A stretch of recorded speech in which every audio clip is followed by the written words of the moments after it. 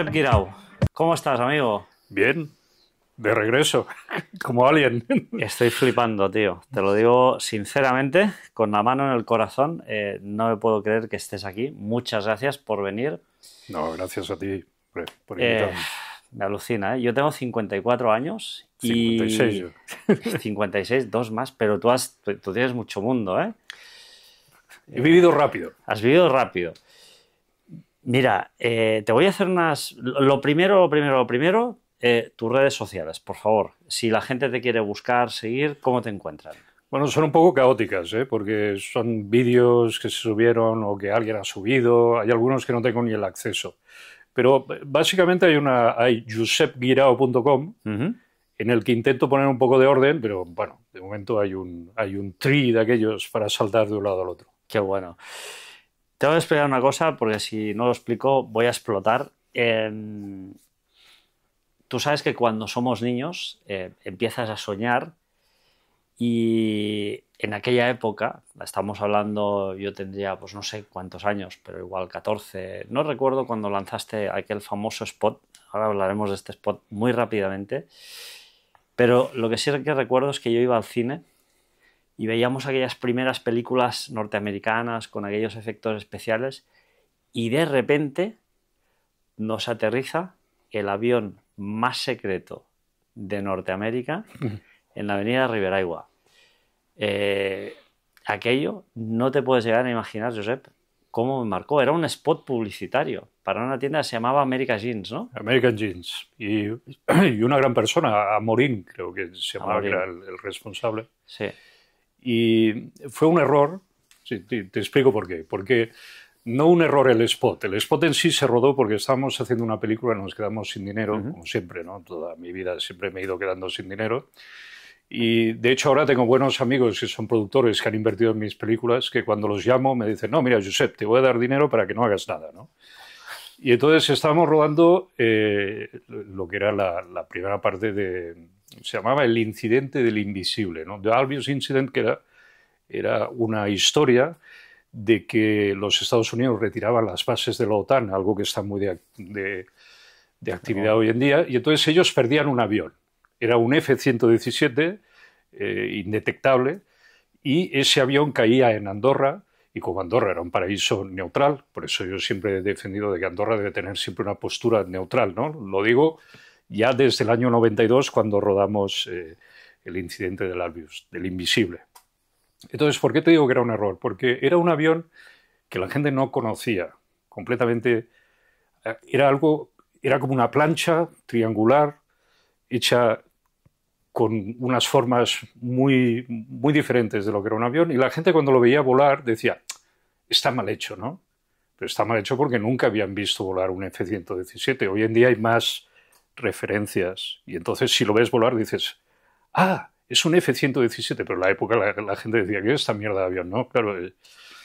Y entonces planteamos de hacer un anuncio en el cual el avión que utilizamos para la película, que había construido mi padre dentro de una carpintería aquí, ¿no? Un avión de casi 20 metros, ¿no? Aterrizaba delante del American Jeans, la tienda de tejanos, se abría, salía el piloto y entraba en la tienda, se le abría el casco y bueno, era todo... Alucinante. Pero muy, muy divertido. De hecho, los efectos especiales, en la época no había, hablamos del 92, o sea, todo era mate, o sea, era superposición de imágenes, no había efectos especiales digitales, ¿no? De hecho, el avión se hace con cuando sale volando es un avión con unos hilos, ¿no?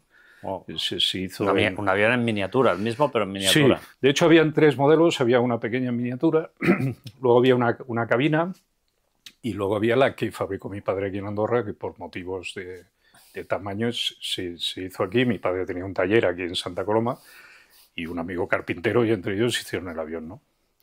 Pero los efectos especiales se hicieron en Londres, en un estudio que ha desaparecido, que eran los Helm Street Studios, ¿no? Se llamaban. Y curiosamente, las dos personas que salen en el making of, si lo buscáis en el YouTube, en el making of sale Bob King y el otro Cooley, se llamaba, eran dos ingleses, que habían estado en el equipo de la Guerra de las Galaxias. ¡Ostras! Pero no precisamente en naves. Ellos estaban dentro de Jabba the Hutt. ¿Te acuerdas de Jabba? Sí, tanto. Sí, Bob King estaba dentro y era un tío gordo con una barba, un tío cachondo, ¿no? Un inglés cachondo. Y luego se convirtió Él tenía una empresa de efectos especiales en Londres. Hizo Hellraiser. ¿Te acuerdas de Hellraiser? Sí, Hellraiser, sí. Él es el creador de las criaturas, de todas estas criaturas. Luego él dirigió alguna película, serie de... Bueno, no sé qué ha hecho ahora. A mí, yo siempre, hace muchos años que te sigo, tenía muchas ganas de hablar contigo. Fíjate que no hemos hablado prácticamente de nada, o sea, hace 5 minutos que nos hemos encontrado, no hemos hablado de nada porque justamente quiero conservar esa sorpresa, ¿no? Porque no hemos hablado nada, absolutamente nada. Hacía un montón de años que no te veía. Siempre te he seguido, te admiro mucho porque a mí me parece algo tan bestia que de un país tan pequeño pueda salir una persona con la proyección que has tenido tú y con las ganas de hacer cosas tan increíbles como ese anuncio, que para esa época era algo completamente alucinante. Yo lo recuerdo de haberlo visto en el cine antes de las películas y era tremendamente alucinante. Pero luego hablaremos un poco más del cine. Tú tienes varias formaciones y estás formado en telecomunicaciones y criptografía. Yo he traído este libro aquí, seguro que te trae buenos recuerdos. Sí, porque era de la carrera donde yo empecé. Lo que pasa es que luego es una carrera que desapareció. O sea, yo nunca he tenido demasiado suerte con los estudios. Siempre he protestado un poco, siempre he hecho demasiadas preguntas, siempre le he acabado cayendo gordo a todos los jefes de estudio y al final mi vida ha ido un poco más rápida que los estudios, ¿no? Entonces, hay carreras muchas cosas que no he podido acabar. De hecho, pero fíjate, la criptografía hoy en día es algo básico. Está en la inteligencia artificial, sí, en las transacciones electrónicas, en el dinero electrónico, en la validación de nuestras contraseñas con factores de doble autenticación. O sea, tú ya en aquella época te adelantas y decides estudiar ingeniería informática con criptografía. Bueno, es un poco el cine cuando yo empecé en el cine era todo analógico, era 35 milímetros puro, ¿no? Era fotografía, eran 24 imágenes por segundo, latas de negativo, laboratorios, luego para poder verlo lo tenías que kinescopar, se llamaba, ¿no? Tenían hasta la palabra era difícil, el kinescopado de un 35 milímetros para poderlo ver en vídeo, o sea, no tenías monitores, no teníamos digital. Y entonces, cuando haces eso ya haces una película grande, como la que nosotros hicimos. Confidencias es una película grande que lamentablemente nunca se acabó la postproducción. Se puede ver en YouTube, si la buscáis es Confidencias premontaje hecho como se pudo. Y yo creo que la frustración de no poder tener las herramientas suficientes me llevó a la digitalización. O sea, yo llegué a un momento en el que me paso completamente al digital, pero dentro del digital me voy perdiendo pues con inteligencia artificial, con criptomonedas, con sistemas de vectorización de información para alimentar los cerebros de las inteligencias artificiales. Acabamos buscando los orígenes de una simulación en la que podemos estar viviendo. Se convierte todo en un lío terrible. Entonces yo, en aquella época, acabo en Nueva York. Primero estoy en un barrio que está en Queens y tengo que coger metros toda la mañana que hacen 2 horas para llevarme al Bronx, donde yo empiezo a estudiar en el Bronx. En el Bronx. Sí. Wow. Me llamaban Blancanieves en el Bronx. Hostia, ¿eso en qué año? ¿En qué años? Pues antes de la caída de las Torres Gemelas, debía ser en el 88, 89. Primero estuve en Copenhague. Cuando me fui de Andorra fui a Dinamarca, luego de Dinamarca aparecí ahí en Nueva York. Y al final acabo viviendo en Jersey, en New Jersey. Pero bueno, volvemos al Bronx. O sea, yo como no tengo, con mi pasaporte andorrano no tengo una residencia autorizada, en la época estaba allí de embajador Juli Minoves, lo llamo alguna vez, me dice, no puedo hacer nada, ¿no? Tío, simpático. Sí, pero, bueno, lo conocemos bien. me parece que estaba él y estaba yo. En aquella época en Nueva York no había... Vuelve a estar por aquí ahora ya, ¿eh? Ya sé, sí, sí.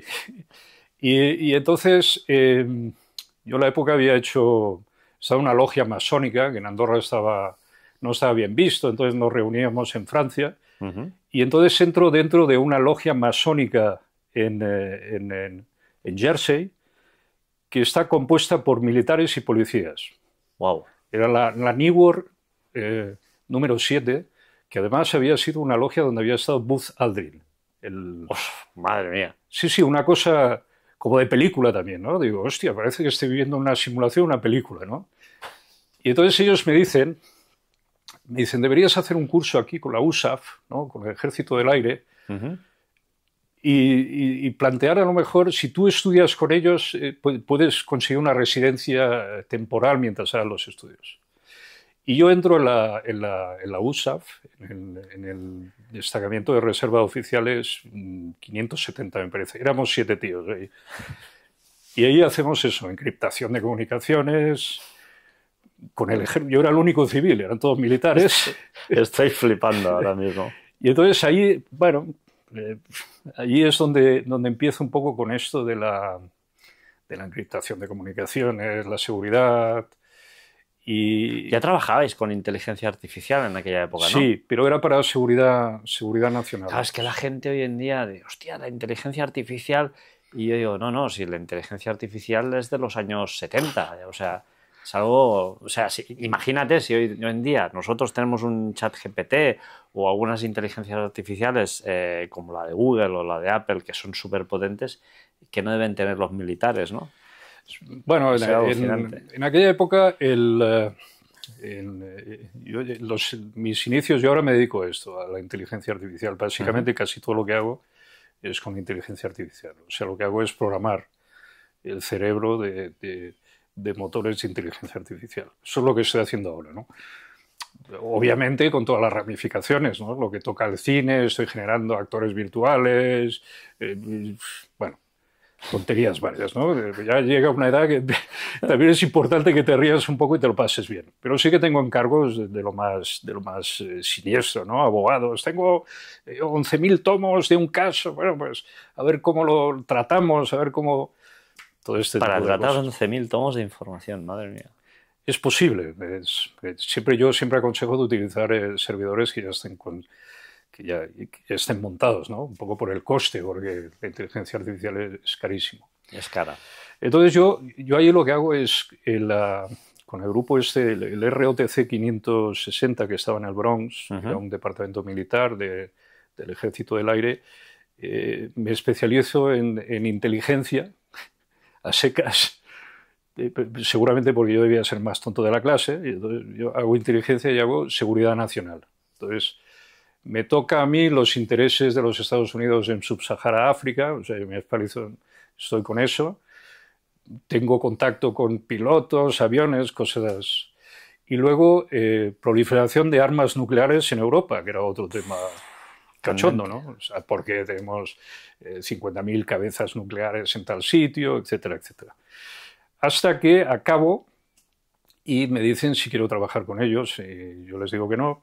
Y entonces me marcho a Miami, de Nueva York. Y en Miami montamos, ya era el año 2000, y montamos una empresa de Internet, porque era la época de los .com. Era Miami porque ahí había las mejores conexiones. ¿Que era papafrita.com? Sí, papafrita.com, que era la época de Terra, ¿no? Estaba Telefónica robando con Terra. Recuerdo esta página, la recuerdo perfectísimamente. Y nosotros con Eva, con mi mujer, montamos ahí en Miami un portal latinoamericano, y yo llevo la parte de civilización digital, que es una comunidad virtual en 3D, que es cuando viene Blacksun, ya es tecnología de Blacksun. Blacksun empieza en New Jersey. Yo conozco a Rod Rodwell, que es un antropólogo alemán, cuando yo estaba ahí estudiando, y él me habla de esto, él me habla de la simulación, de una posible simulación, el antropólogo, y Y ellos habían montado la primera compañía de Black Sun en Alemania, que luego sale a bolsa en San Francisco. Cuando dices simulación, es que la especie humana, sí, todo lo que conocemos, sí, podría ser una simulación. Correcto. Entonces ellos crean la primera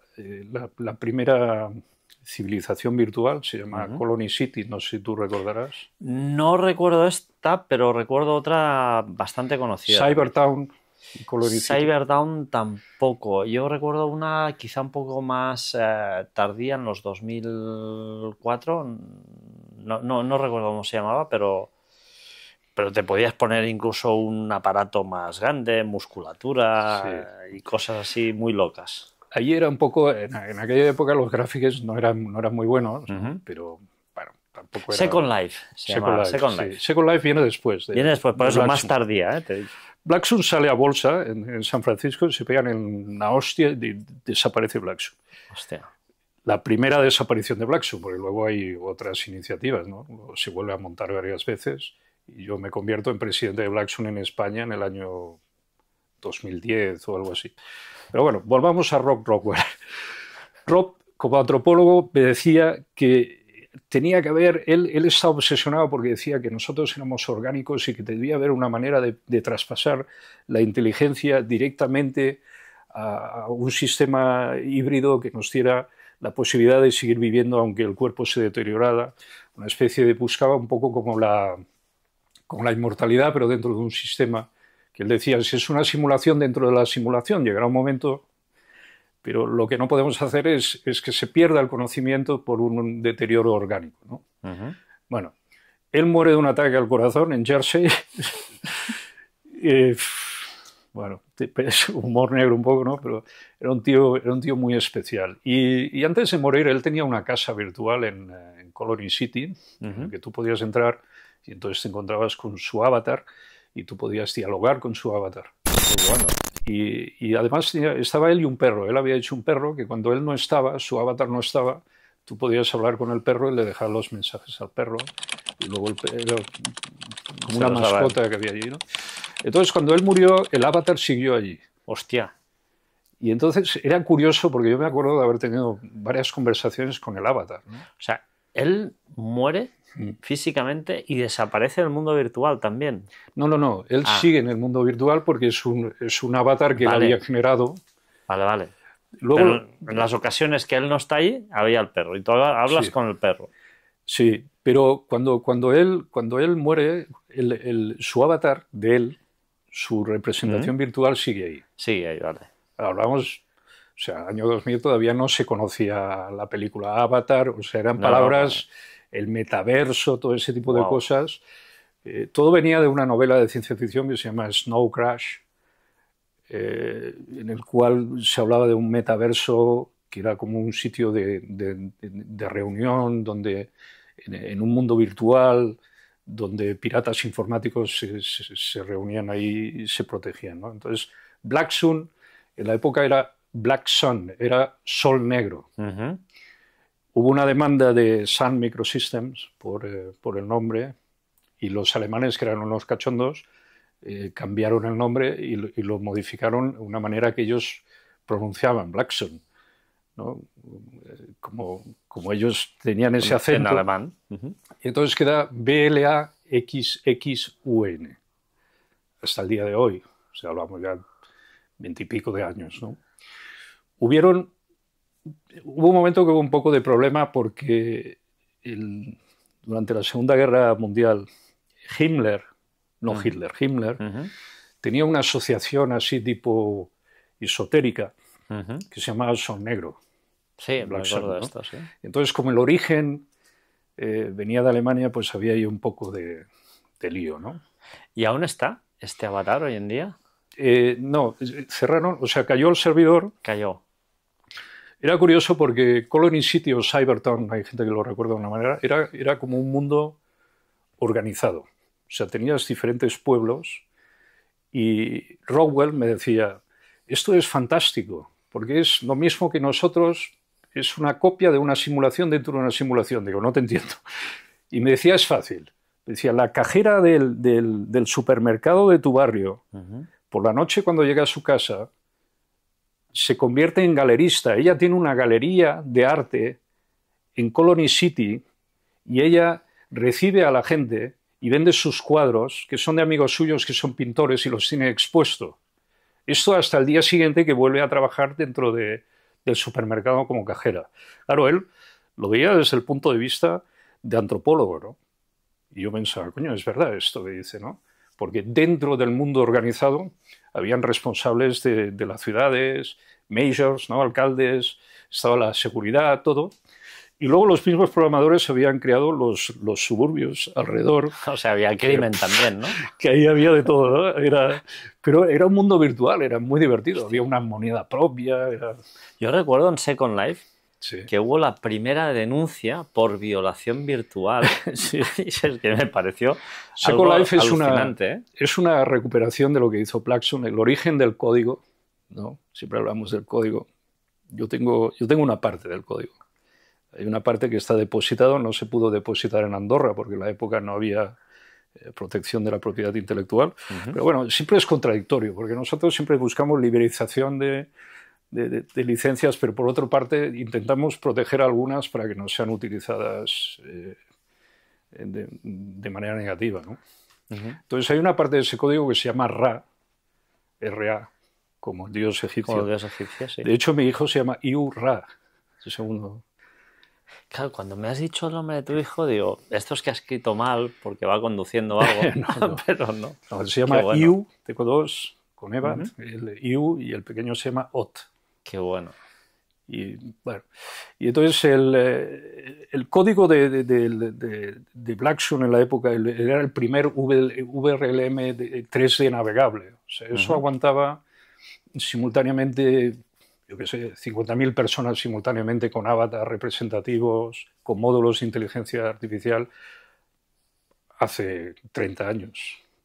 Entonces, en el origen de eso es donde está la esencia después de Second Life. Second Life ya son inversiones de capital para hacer una manera más representativa, ¿no?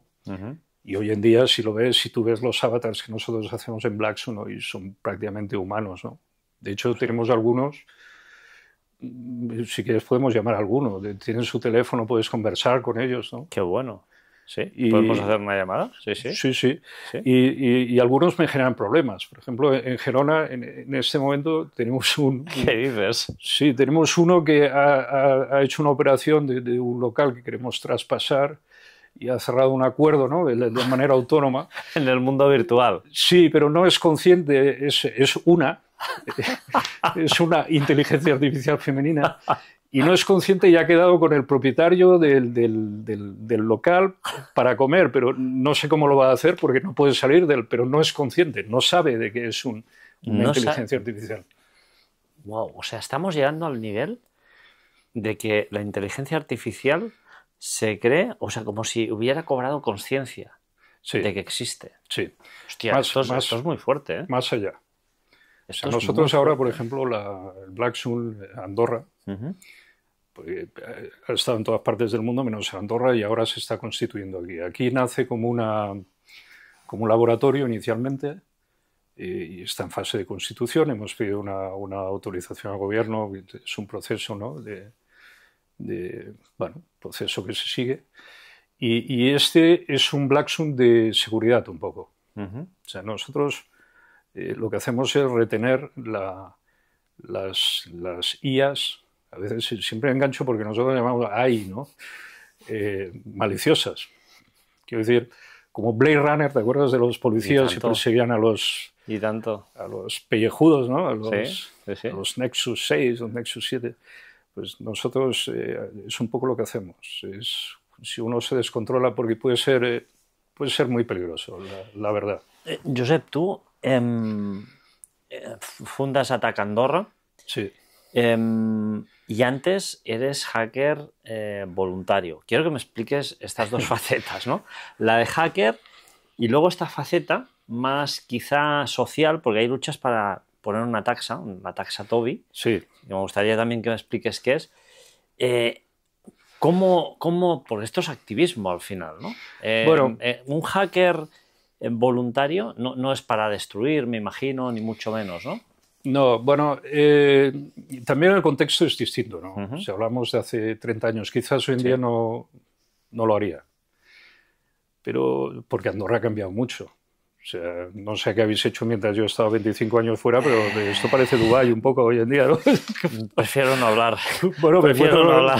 Me encuentro con youtubers por la calle, ¿no? Algunos Está bien, es divertido, ¿eh? Pero bueno, pero la época no era así, ¿no? En la época era un poco más pequeño todo. Por eso yo he hecho muchas cosas. Tampoco nos engañamos, no es que yo tenga un talento especial. No, sí que lo Es tienes. que es más fácil hacer cosas en un país pequeño. Pues si tú haces algo, ¿no? Nosotros montamos una productora de spots publicitarios de cine. Bueno, nadie lo hacía, ¿no? No, pero vosotros lo hicisteis. Teníais que pensar en esto, hacerlo, hacer un avión de 30 metros. Sí. No, perdona. Esto había que hacerlo y yo te aseguro que cualquiera no lo hacía, ¿eh? Esto es una locura absoluta. Entonces, bueno, yo recuerdo que lo del Hacker. Lo de hacker viene porque bueno, tocamos un poco, no sé yo, un poco dentro de la línea de tiempo donde está, pero recuerdo que fuimos activistas en el No a la Guerra de Irak. Recuerdo que con un abogado de aquí que se llama Josep Parramon, sí. fuimos a sacar estudiantes de una universidad de Barcelona donde la policía los tenía encerclados, que estuvimos en Bruselas, que estaba embarazada de IU. Y las universidades estaban llenas de antidisturbios en la puerta con las porras a punto de repartir. Y entonces, bueno, había un grupo de periodistas independientes que ya venían de movimientos de Estados Unidos, que era Indie Media, que les habían cascado bien. Y entonces esos periodistas que venían un poco de todas partes, de Brasil, de tal, se reunían e intentaban con piezas de ordenadores viejos, montaban allí como centros de información de lo que los medios convencionales no cubrían, ¿no? Entonces yo estaba un poco en la retaguardia con la sección de hackers, que era, pues hacíamos un poco de protección de esos periodistas independientes, ¿no? Y entonces de ahí vino la conexión de Andorra, porque en Andorra habíamos puesto portal papafrita.com, odiado, pero, a ver, era una época, en el año 2000 no había nada, entonces aquello era una especie de blog donde la gente expresaba sus opiniones, ¿no? La gente decía ahí cualquier cosa, cualquier barbaridad. ¿Una especie de forocoches? ¿Eh? ¿Una especie de forocoches? Sí, pues, bueno, sí. La época, sí, porque Forocoche debe ser de la época, ¿no? Debe ser más desde la época, porque el portal tiene sus días, no lo han renovado mucho, ¿eh? Está como vino al mundo prácticamente. Pero yo creo que en Andorra la gente vio la ocasión de poder escribir ahí, soltar, y empezaron a soltar y tal. Claro, yo no sabía, y Eva tampoco, que había una ley, no sé si era el artículo penal 272, que decía que cualquier tipo de injuria o calumnia, que todo se puede interpretar como injuria o calumnia, ¿no? Puede ser responsable la publicación, el medio, el director y el editor. Wow. Lo cual nos llevaron un montón de querellas criminales. Aquí. Pero un montón. Hostia. Me acuerdo, yo estaba embarazada y teníamos, la fiscalía no sé si pedía una detención inmediata. Bueno, yo de hecho la fui a buscar a la policía porque la habían detenido por las informaciones que había publicado Papafrita. O sea, Papafrita había publicado informaciones contra banqueo de capitales, bueno, yo qué sé el lío que había ahí, ¿no? Y entonces fue cuando nos marchamos de Andorra, ¿no? Pero tampoco creo que hiciéramos nada terrible, ¿no? No, yo creo que no. Bueno, yo estoy ya te lo he explicado, yo estoy ahora mismo en un proceso judicial por decir que no quiero ciertas religiones extremistas aquí en Andorra. Yo creo que es libertad de expresión, ¿no? Pero sí, bueno, yo lo entiendo así, pero estoy en un juzgado. Sí. Y ahora va al Constitucional. Me parece alucinante, pero estoy en este proceso. Bueno, la justicia, la justicia andorrana no sé cómo está ahora. En la época no estaba muy fina, porque en la época eran jueces y fiscales que venían de España a trabajar aquí. Lo mismo pasa ahora. Y entonces, cuando venían aquí, se cambiaban el pasaporte, ¿no? De repente se convertían en andorranos, una cosa así un poco, bueno, Por cierto, yo te he dicho que la entrevista la podíamos hacer en castellano porque tengo muchos amigos en Nueva York, en Miami, en Los Ángeles que están yo prefiero, también. encantados de oírlo y en catalán pueden hablar siempre, no hay cap problema, ¿no? Pero luego hay que subtitularlo, ¿no? Bueno, entonces volviendo a ATAC, el movimiento este de represión que recibe papafita.com se complica también con un abogado, con un Josep Parramon, que no sé qué había pasado. Sí, Josep tuvo unos problemas también. Denuncia a los jueces, a los fiscales, se va con el coche y rompe la barrera de la aduana. Bueno, quedan unas cosas así. Era muy visceral y es muy visceral. Y entonces, bueno, yo leí el informe policial en el cual ponía que Josep había pegado a 11 policías. Digo, hostia, macho. Bueno, impone, también Josep no es pequeñito, ¿eh? Bueno, es un andorrano de socallarreles, con unas manos. Pero bueno, la época con él fue divertida porque nosotros nos encontramos en el exilio, voluntario o no, ¿no? Porque, claro, yo a lo mejor no me hubiera ido nunca, pero mi mujer estaba embarazada de Iu y la policía se la llevó a la comisaría y luego la fiscalía quería vernos, por lo cual yo no tenía mucho tiempo de entrar en un proceso judicial. Me parece flipante, pero bueno. Y entonces, claro, al irnos, pues no estábamos muy contentos, la verdad, ¿no? Entonces, habíamos creado ATAC antes de irnos con Ignacio Ramonet de Le Monde Diplomatique. Le Monde Diplomatique, pues era un periódico que tenía 57 años de trayectoria. Inicialmente era un periódico de las embajadas que tenía una posición pues más tirando a la izquierda, obviamente, ¿no? Y luego estaba Bernard Cassen y nosotros pensamos que era una buena idea de montar la Asociación para la Taxación de las transiciones de las operaciones financieras con un 0,0%. 7%, porque eso iba a permitir evitar el blanqueo de capitales. Entonces, no es que fuéramos una plataforma antiparaíso fiscal, pero tampoco el rollo del blanqueo de capitales tampoco nos gustaba mucho, ¿no? No sé cómo lo lleváis ahora. Ahora vamos. Yo encuentro que quizás demasiado, ¿no? Antes era demasiado poco y ahora es demasiado, ¿no? Demasiado poco no ha sido nunca, ¿eh? Porque de hecho había un control financiero muy importante. Bueno, tú sabes que intervinieron un banco aquí en Andorra, BPA, y cuando acabaron las auditorías Pricewaterhouse no detectaron nada que no hubiera en cualquier otro banco, ¿no? Me parece que... una denuncia americana. Sí, bueno, algún día hablaremos. Yo creo que viene todo de dentro de Andorra y una parte de todo el proceso que hubo en Cataluña y tal. De hecho, ATAC todavía existe, ¿eh? ATAC nunca ha sido disuelta. El gobierno de Andorra la quitó como registro de asociaciones, supongo porque no tuvo la oportunidad de localizar al presidente, que soy yo. Pero bueno, sigue ahí. Yo no creo que ATAC estuviera muy mal encaminado si ahora la Comunidad Europea quiere poner la taxa Tobin, ¿no? La propia Comunidad Europea. Sí, es muy posible. Entonces, bueno... ¿Qué pasó después con ATAC? Que, bueno, nos pusimos un poco cabreados y nos pusimos un poco activistas. Claro, hablamos con la Confrérie Paysanne, ¿no? Y aquellos granjeros franceses cortaron las fronteras de Andorra con Francia y nosotros que estábamos en la Seu d'Urgell, que vivíamos encima de la Guardia Civil, nos tenía allí un piso encima de la comandancia de la Guardia Civil, porque claro, habíamos demandado a todos los jueces y fiscales. El caso lo llevaba Baltasar Garzón en Madrid y había abierto diligencias previas contra los magistrados, ¿no? Entonces, claro, alguno nos quería hacer la piel bien, ¿no? Hostia. Tampoco éramos muy conscientes de la magnitud del tema. Ya te digo que a lo mejor hoy en día no lo haríamos, o lo haría, o a lo mejor lo haría de otra manera, pero no así, ¿no? Y entonces estaba en la época que estaba Forné de Cap de Govern, que era abogado.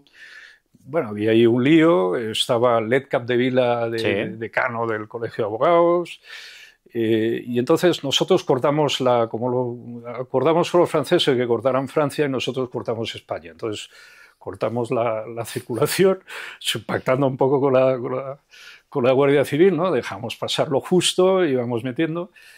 Y utilizamos unas máscaras de Marc Forné para que no nos reconocieran las caras, que todo el mundo sabía quién era, ¿no?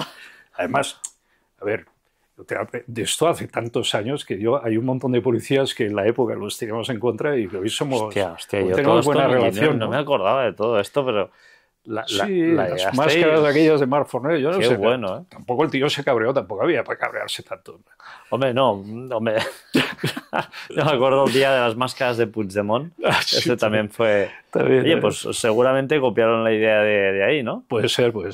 Tampoco retrasamos un poco las colas. No, pero yo lo veo muy bien. Todo lo que sea luchar contra cuestiones como esta, que es el blanqueo que al final lo que hay detrás son crímenes en muchas ocasiones, ¿no? Crímenes, algunos de ellos muy turbios. Entonces, claro, estoy completamente a favor, ¿no? Y, hombre, y eso dice mucho de ti, como persona. El activismo muchas veces es de boquilla. Pasar de esas palabras a la acción, eso es lo más complicado, porque tiene repercusiones, ¿eh? Nosotros las cosas las hacíamos en serio y las hacíamos bien. A ver, bien en el sentido de que lo llevábamos todo hasta el final. O sea, luego el siguiente paso fue montar Le Monde Diplomatique, la edición en catalán, que de hecho siempre se llamó la edición en andorrano, porque era una edición andorrana, era Le Monde Diplomatique.ad. Se hacía en Cataluña, había muchos catalanes del Junts pel Frau que estaban cabreados con nosotros porque decíamos que era una edición andorrana, pero es que realmente era una edición andorrana. Se hacía en rotativas, claro. O sea, salía el periódico en catalán. Ejemplares, venga. Sí, inicialmente, mira, el periódico inicialmente se traducía toda la edición francesa textual. Tal cual. Y luego empecé a utilizar inteligencia artificial para que se tradujera. ¿En qué año esto? 2006. 2006, claro, es que... Hace 20 años. Claro, es que imagínate, tío, es que erais unos prodigios en aquella época, porque todas estas cosas las usabais muy pocas personas. Éramos chavales también, ¿eh? Bueno, erais frikis, Erais frikis, yo tenía... Frikis en el buen sentido, ¿eh? El equipo era muy, muy cachondo, hacíamos cosas, yo me acuerdo que teníamos un canal de televisión, montamos uno que se llama Cortos TV con Google, que bueno. Google todavía no había comprado YouTube, entonces luego pasamos de Google, pasamos a YouTube. Qué bueno. Y bueno, estuvimos ahí montamos una empresa llamada PFX, que hacía eso, ¿no? Hacía los primeros avatars virtuales, también era una productora, yo siempre he tenido productora y editora. Tú has tienes una filmografía también, pues, que es interesante, ¿no? En el 96 grabas esta película, Confidencias, que no está acabada, ¿no? Se rueda una parte en el 92. 92, y la otra en el 96, en la que entra Gaspar Saludes. Y acabamos discutiendo durante el rodaje, él también era muy joven en la época. Sí. Y al final los negativos, como de todas mis películas, desaparecen. Nadie sabe dónde están los negativos de ninguna película mía. ¿Qué dices? Unos los tiene Lars von Trier, de una película que dice que se llama No pronunciarás el nombre de Dios en vano. Mira, te iba a preguntar sobre esta película del año 99. ¿De qué va esta película? Se basa en una novela de Mike Resnick, que murió hace poco. Resnick tiene varios Nebula, o sea, son como los Oscars de los escritores de ciencia ficción. Y él planteó una novela, se editó en España, se llamaba El Germen, en España, The Branch. El Germen, sí.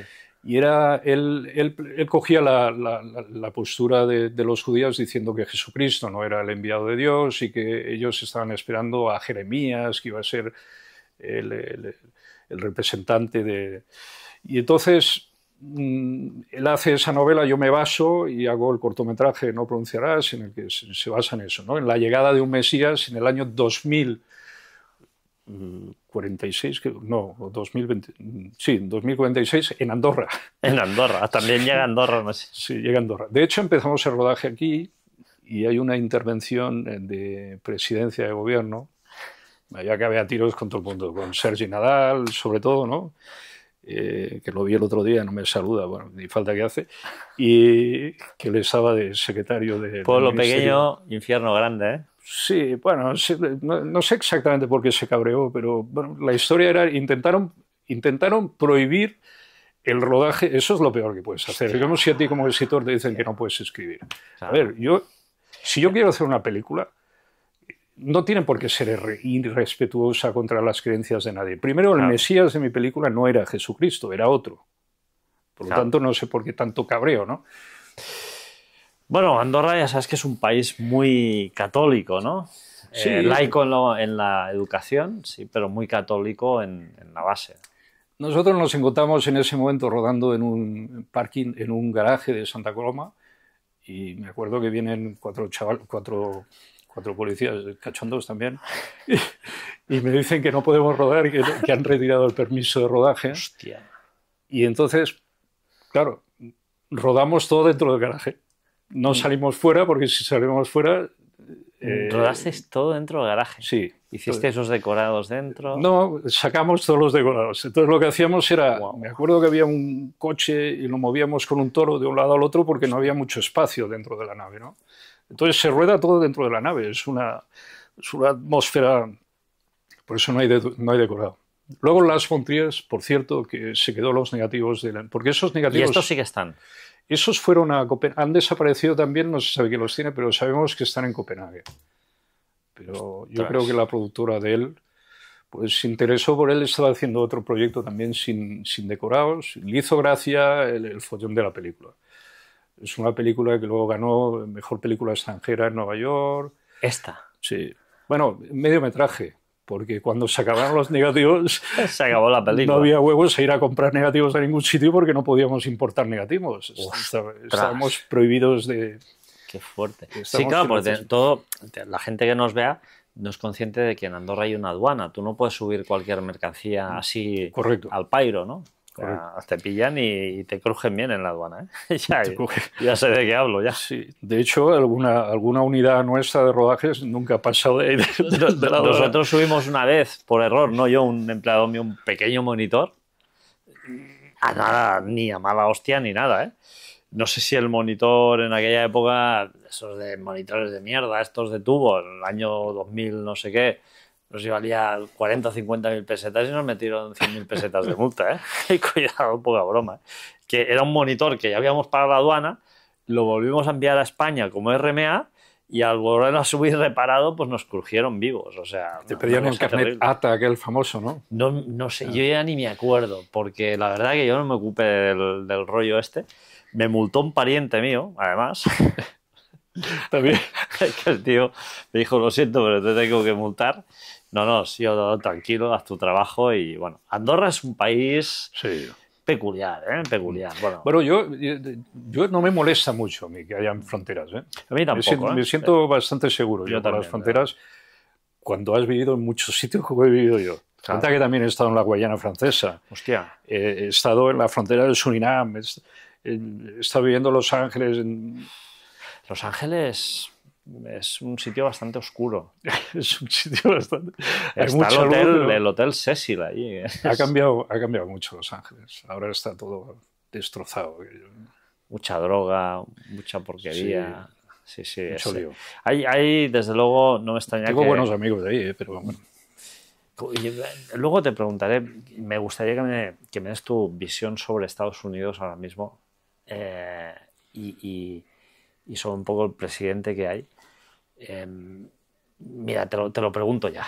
¿Qué visión tienes? Estábamos hablando de Los Ángeles. ¿Cómo está Estados Unidos? Porque yo me parece que va un poco a la deriva en algunas cosas. En otras no, pero en algunas... Bueno, yo me llevaba mejor con Obama. Con Obama. Pero, bueno, a ver, también él tiene una visión yo lo veo un poco Nerón. Sí, ¿no? un poquito. Nerón.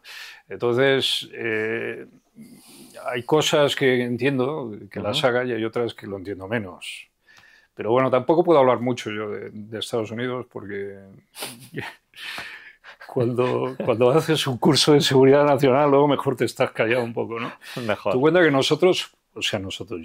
Sí, porque tú has estado en las entrañas del engranaje. Yo les dije que no. Así como mi hermano. Mi hermano no sé si todavía lo es, pero él fue agente del FBI. O sea, ¿Aún está ahí en Estados Unidos tu hermano? No, él está aquí, pero aparte de ser policía andorrano, él era agente federal. Entonces supongo que debe haber ahí como una simpatía con los andorranos que siempre tenemos. Pero cuando yo les dije que no iba a trabajar con ellos, porque además me mandaban a Polonia, creo, a la frontera con...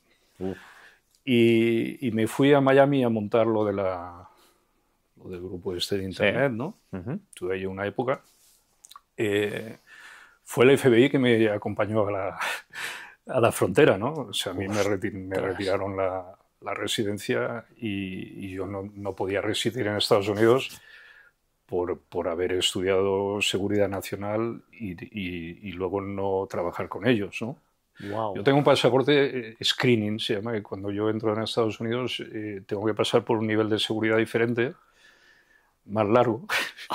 Cuando voy con los niños a Disney World es un problema porque siempre me tienen que esperar, porque quieren saber qué es lo que hago en Estados Unidos, ¿no? ¡Ostras! Siempre, a ver, no pasa nada, pero con los republicanos son un poco más duros. Más duros aún. La última vez estuve en Oklahoma. Yo estoy a favor, de que sean más duros. Sí, pero... En ese sentido, ¿eh? No. A ver, Trump y yo no somos muy amigos. Muy buenos amigos.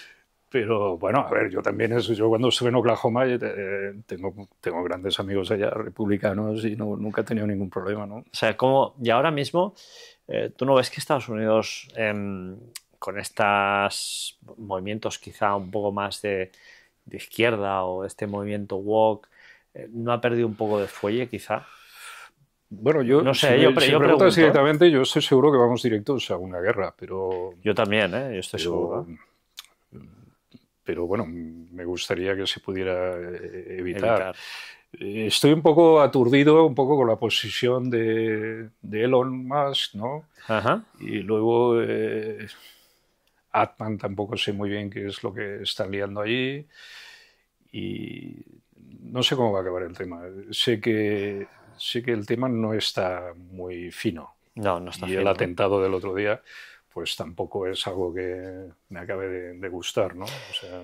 Hombre, cargarse a un padre de familia de 31 años con 2 hijos de esta manera... No es justificable, ¿eh? He oído muchas versiones de que...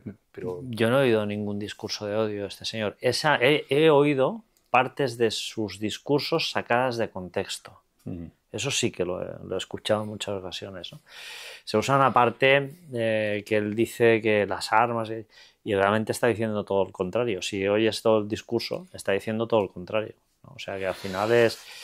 Hostia, yo creo que vivimos en un... ¿Sabes qué pasa? Yo creo que vivimos en un mundo donde solo leemos el titular. Y el titular, el 90% de las veces, es engañoso. Yo no puedo mirar TV3, tío. TV3 da asco. Yo y la tele andorrana... Bueno, nosotros... solo te diré que yo fui el presidente de la Asociación de Propietarios de Bienes Inmuebles de aquí de Andorra. Hicieron un debate sobre Habitatge, ¿no? Y no nos invitaron. O sea, imagínate el nivel. ¿No?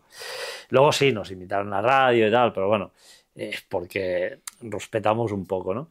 Pero yo te digo, las televisiones, yo creo que al final son un brazo más propagandístico de los muchos brazos que tiene el gobierno que está ocupando el poder en ese momento. Sí. Bueno, yo TV3 no lo miro, ya nosotros rescatamos unas películas de Franco y se hizo una edición especial que se llamaba Crónica de una mirada. TV3 emitió la serie, invitó a parte del equipo, pero a nosotros nunca. Cuando la editorial que hizo la edición, que luego repartió las películas, ¿no? Lo hizo AFNAC, hizo una distribución nacional de las películas. Fuimos nosotros, pero como éramos andorranos, pues claro, los andorranos era otra cosa, ¿no? Entonces, bueno, tampoco es que me haya interesado Siempre mucho. Ha habido esta confrontación, ¿no? Andorra, Cataluña, Cataluña, Andorra. Mira, tú sabes que me gusta mucho la ufología. Hemos hablado muy poco, me pasas tu currículum y veo algo en tu currículum que hace ¡plap! Me ilumina el cerebro. Celestial, analista para la NASA en fenómenos anómalos. Explícame esto. Pues esto me interesa mucho. Yo monté una con tecnología de Black Sun. Me di cuenta de que podíamos utilizar el programa de Black Sun para tratar simultáneamente mucha información, ¿no? Un poco lo que hace la inteligencia artificial hoy en día. Y entonces en el espacio había mucha basura espacial. Y entonces me fui a Düsseldorf y montamos una compañía aeroespacial que se llama Aerospace DT&C. Sí, lo tengo. Sí, del cual fuiste tú el CTO. Sí. Y esta compañía aeroespacial lo que hace es utilizar un software para hacer una cartografía tridimensional para evitar colisiones, por ejemplo, de alguien que manda un satélite, pues que no choque con un trozo de basura espacial, ¿no? Pero esto lo hiciste tú. Sí. Y está funcionando hoy en día aún. No, porque nos cortaron el acceso a los radiotelescopios, porque no había acuerdo entre la EA, la Agencia Europea, la NASA, los rusos. Bueno, había un lío ahí terrible. Y entonces, dentro de todo esto, me llama el de Celestial, que murió también, y me dice que tenía una serie de imágenes que necesitaba ser procesada. Y nosotros utilizamos el software para descifrar esas imágenes y limpiarlas y detectar una serie de cuerpos que no se sabía lo que era, ¿no? Y entonces lo único que hacemos es tratar las imágenes y entregárselas a él. Luego sale, creo, un documental, pero no sé si él lo acabó. ¿Tú ves algo raro ahí? ¿Llegas a ver alguna cosa que dices, hostia, no hay explicación para esto? Muchas cosas. ¿Estamos solos? No, hombre. No estamos solos. Bueno, yo creo que no. Solos no estamos. O sea, ¿y tú has visto algo que te indique o que te empuje a pensar bueno, yo que como no estamos solos? Antiguamente, sin ponerte ningún compromiso, evidentemente. Sí, bueno, antiguamente cuando Andorra era más pequeño no teníamos tanta contaminación lumínica, ¿no? Tantas pantallas, tanto lío. Pues yo me acuerdo de haber ido a Campina en Salonga, que era pequeño, ¿no? Y ahí nos timbábamos en la hierba y mirábamos el espacio y veíamos las estrellas y veíamos cosas pasar, ¿no? Claro, no habían todos los satélites de Elon Musk, no había... Entonces alucinábamos con aquello y soñábamos con extraterrestres, ¿no? Y luego llegó ET y ya todo cambió ya. Pero, bueno, yo creo que dentro de poco vamos a tener alguna sorpresa, ¿no? Yo sí, yo estoy convencido. De hecho, yo siempre he dicho, yo creo que hace ya miles de años, que no sé exactamente bajo qué piel o bajo qué forma, pero hay seres extraños que viven entre nosotros, ¿no? Tengo un libro aquí que se llama Meet the Hybrids. Mira, este es, ¿no? En el cual Miguel Mendoza y Bárbara Lamb han entrevistado decenas de personas que dicen ser hijos de híbridos, ¿no? Mitad humanos, mitad extraterrestres, pero con apariencia humana, ¿no? Hay casos aquí que son fascinantes. Yo también me pregunto qué llevará a las personas a contactar con un investigador y explicarles esto, ¿no? Yo no creo que busquen en muchas ocasiones protagonismo, sino simplemente el deseo de que alguien les escuche y que les intente entender, ¿no?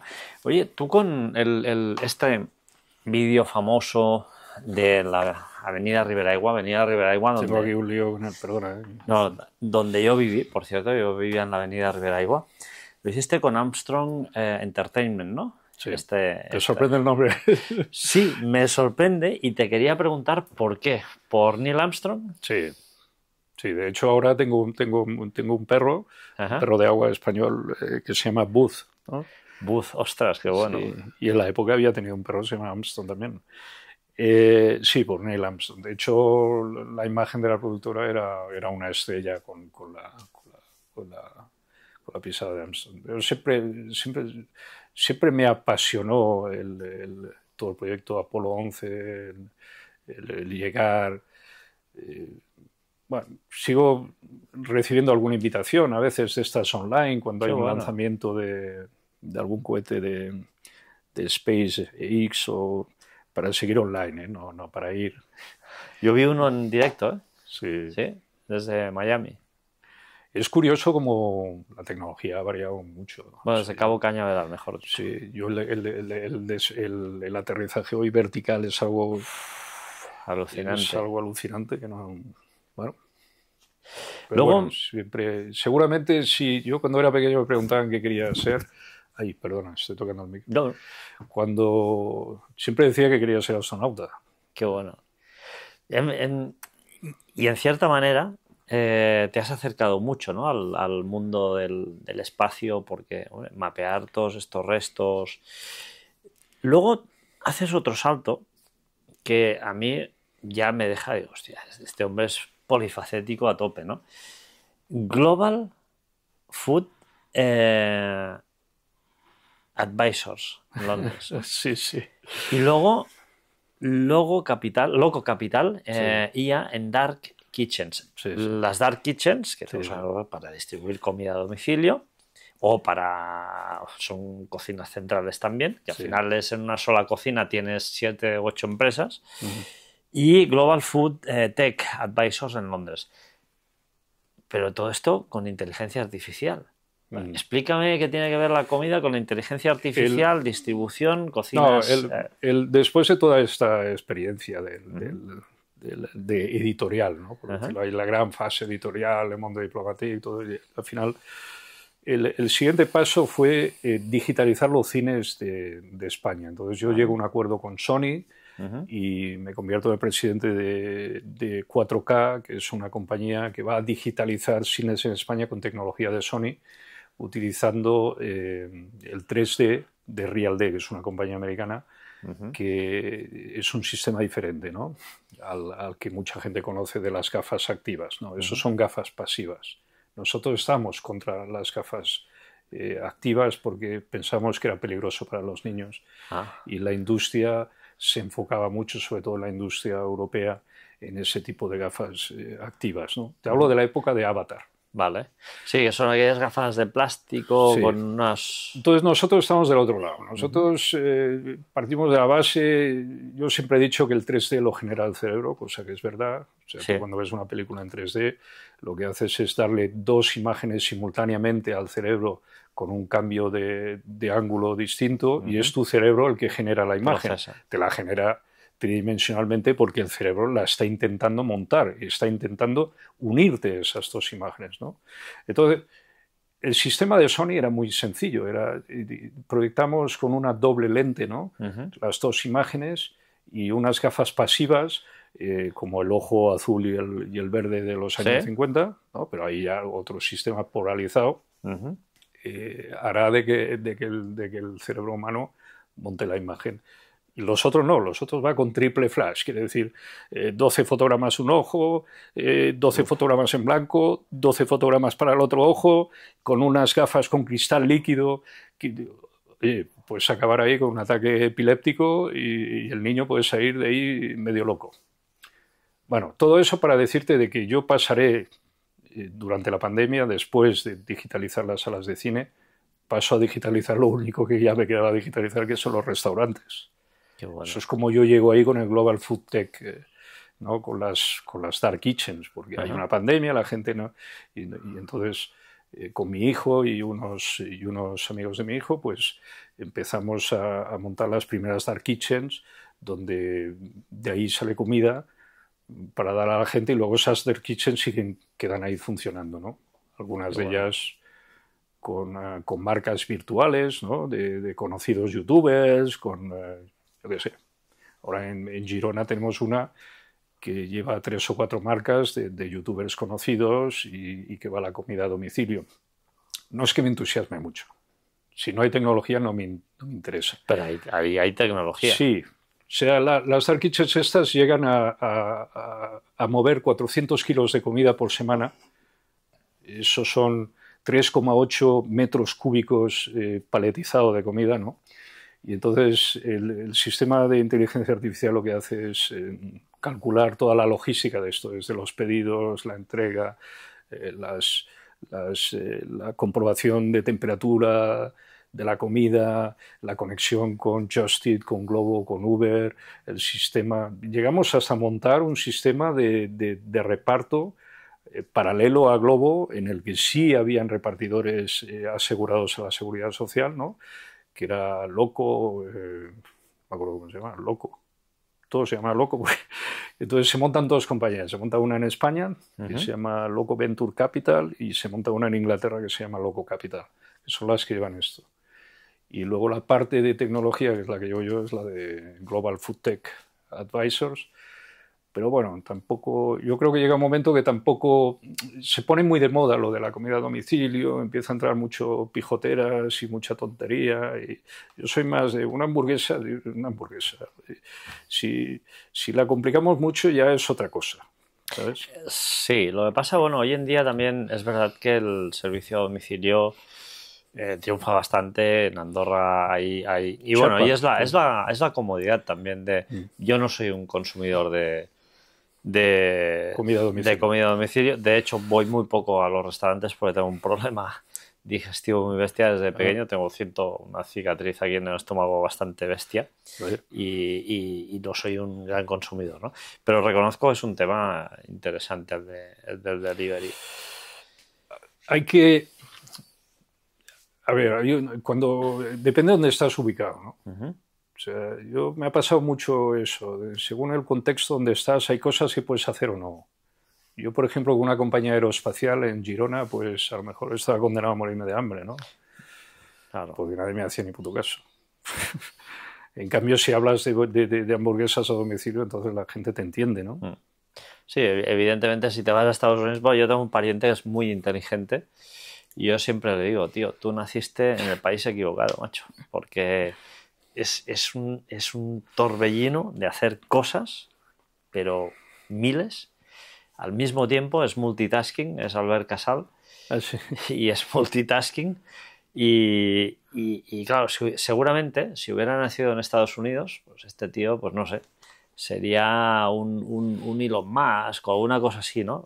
Creó Spyber, Engitech, no sé, muchas empresas y bueno, siempre ha estado en muchas cosas. Las primeras casas rurales las hace él, unas de las primeras naves industriales las hace él. O sea, es un tío, en fin, es un cerebro, pero claro, no todo a veces puede llegar a encajar, ¿no?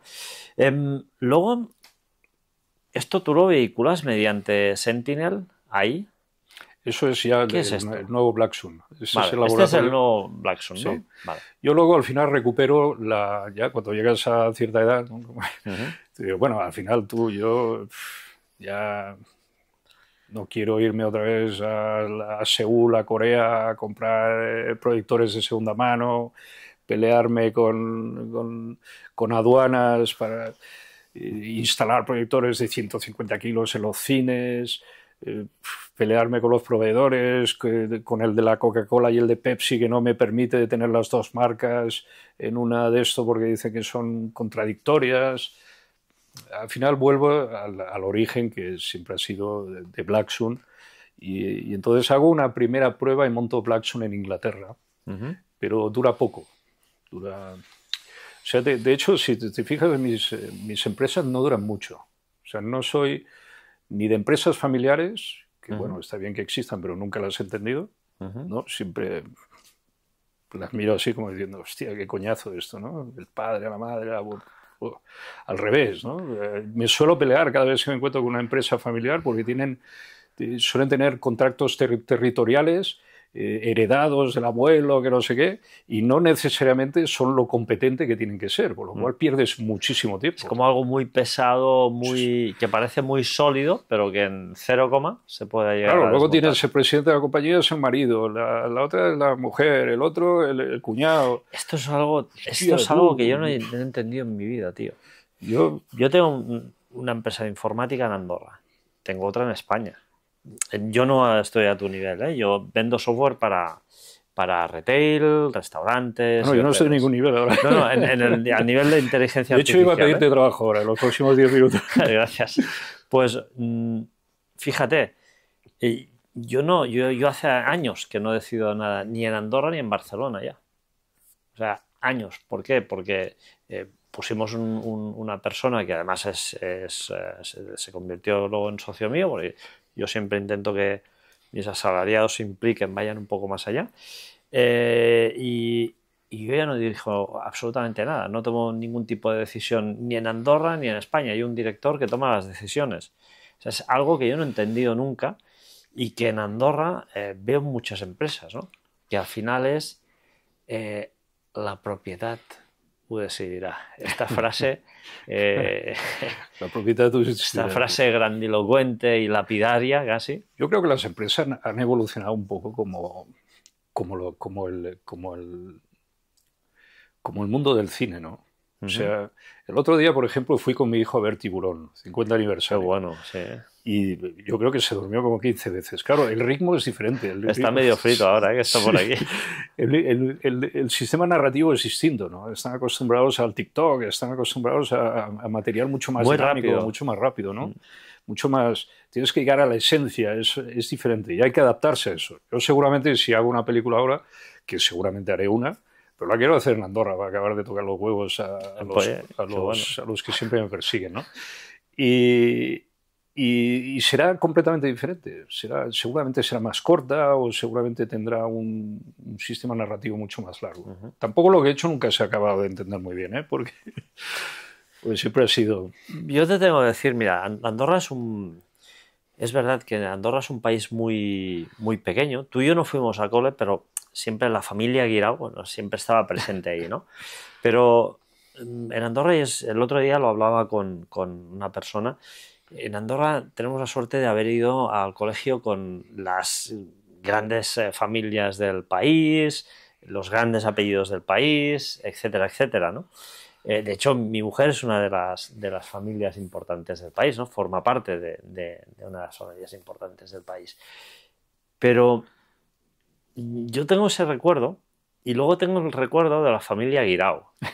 Que la familia Guirao siempre eran como los que iban 30 años por delante de todo el mundo y quizá eran más incomprendidos en ese sentido, ¿no? De, hostia, el Guirao ha montado esto del anuncio de no sé qué, ha montado una empresa que van a hacer películas y era como muy alucinante, o sea, guardo ese recuerdo, no sé qué recuerdo guardas tú de tu infancia, porque tu padre también tenía que ser un personaje, Bueno, tiene que ser, no sé. A ver, mi padre es Tiene que francés, ser. es francés, es marsellés. Ajá.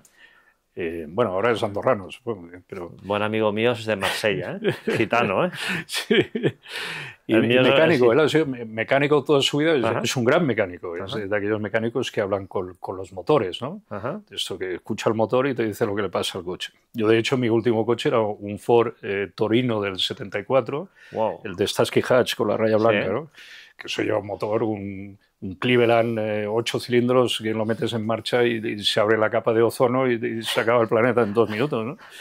Y cuando no iba, yo le abría el capó a aquel y mi padre lo miraba así, y, ponlo en marcha. Y ponía, es que yo creo que yo... Digo, hablaba con el motor el tío, ¿no? Y luego me decía, se ha cambiado la bomba de tal. Pues vale, pues la cambiamos, ¿no? Y ya está. ¿Y dónde vamos a sacar una bomba ahora de 1974 si estamos en el año 2024, ¿no?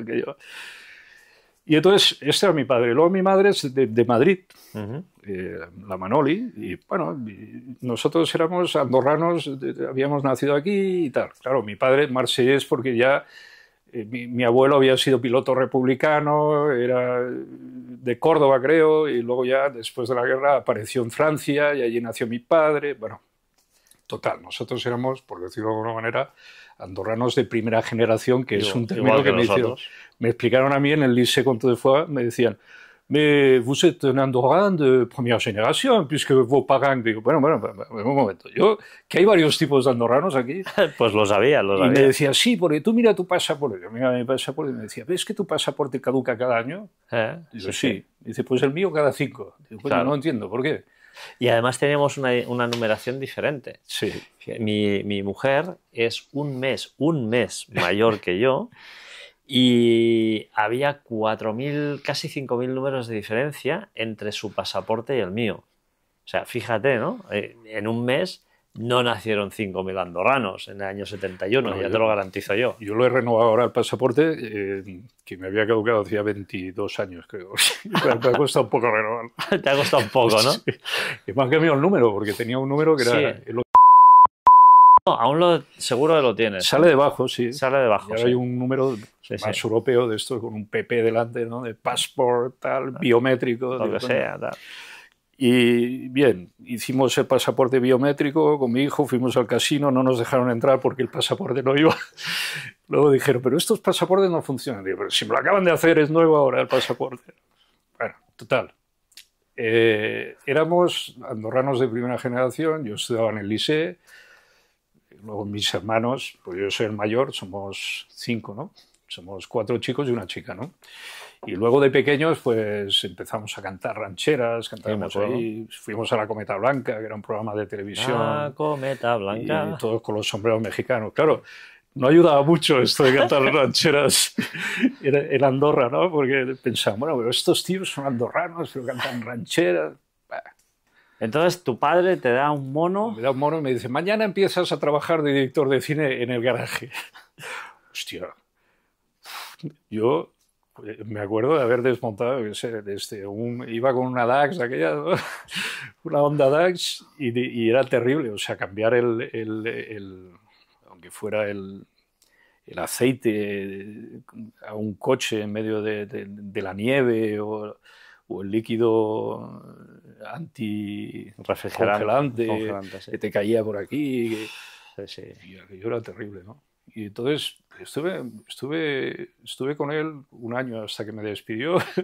Te despidió.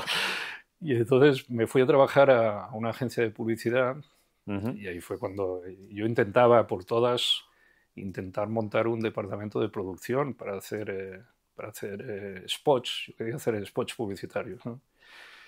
Y me acuerdo que era la época de Michael Jackson. Yo llevaba unos calcetines blancos, como Michael Jackson, ¿no? Pantalones más cortos. Y me llamaban patayeso, ¿no? Me decían, mira el patayeso este de los huevos. Y al final me fui de la agencia de publicidad, me ayudó el Pere Armenta, se llamaba el propietario. Pere Armenta, sí. Él tenía SMP porque él venía de un banco, él estaba en un departamento que se llamaba Serveis i Mitjans de Pagament, de Crèdit Andorrà. Y le llamó SMP a la empresa. Y la agencia la llamó SMP, ¿no?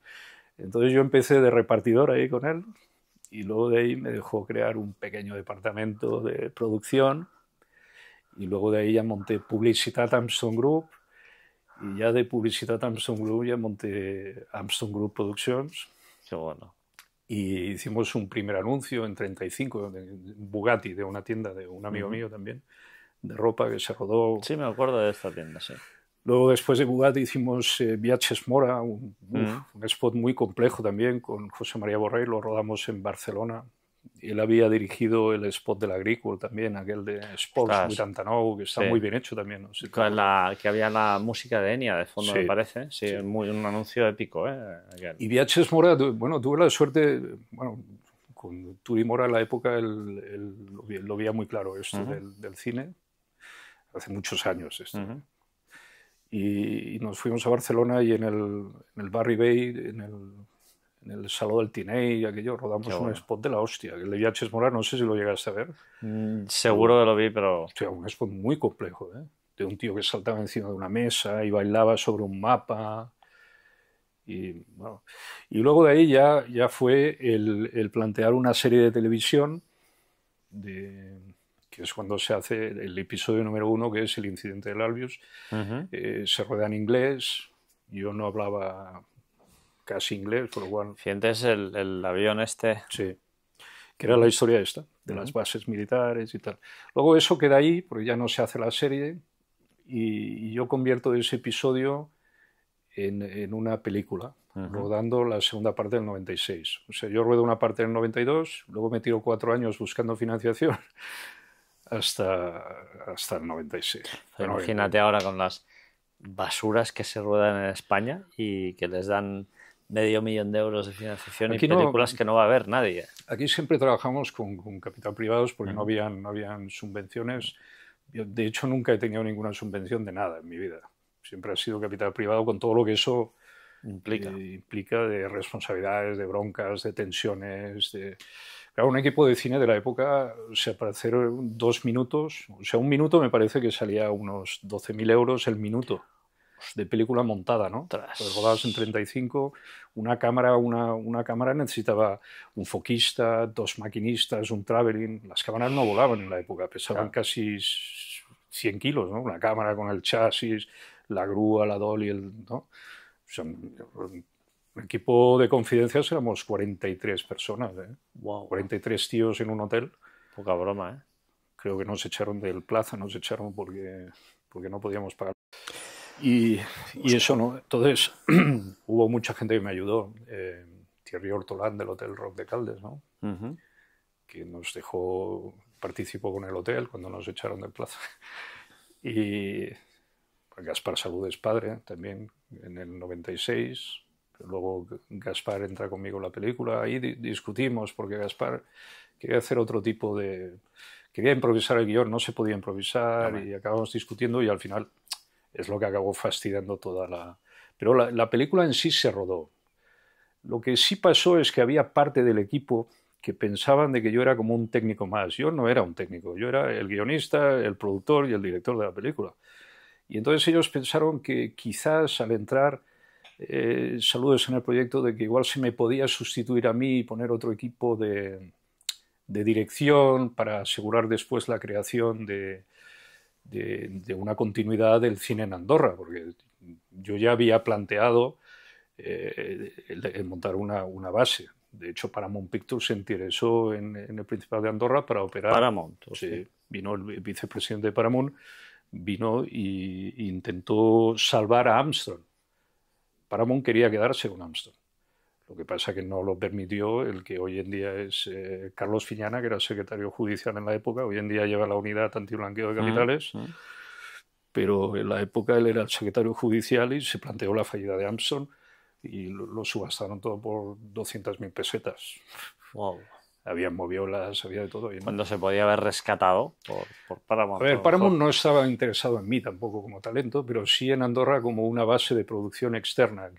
Porque ellos rodaban en España. De hecho, habíamos trabajado en la serie Las Crónicas del Joven Indiana Jones, que era una serie de Lucasfilm, y para Paramount. Por eso conocíamos a Paramount. Yo estuve trabajando en el equipo de dirección en dos episodios.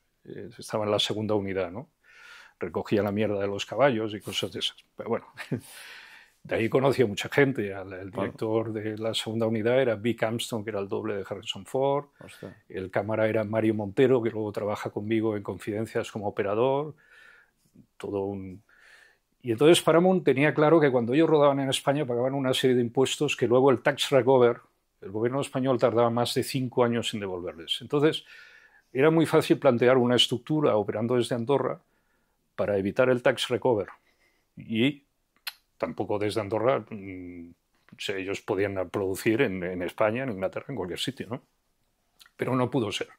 Salió la prensa, Paramount Pictures se interesa por la adquisición de Armstrong, pero sí, ahí no hubo... Siempre han habido estas cosas en Andorra que parecen un poco, quizá, contradictorias, ¿no? Siempre se plantea una pregunta que me parece... Esto ha cambiado, ¿eh? Esto ha cambiado. Se plantea, hay una cosa muy estúpida que nunca he entendido. Es preguntarse si esta es la persona más adecuada para hacer esto.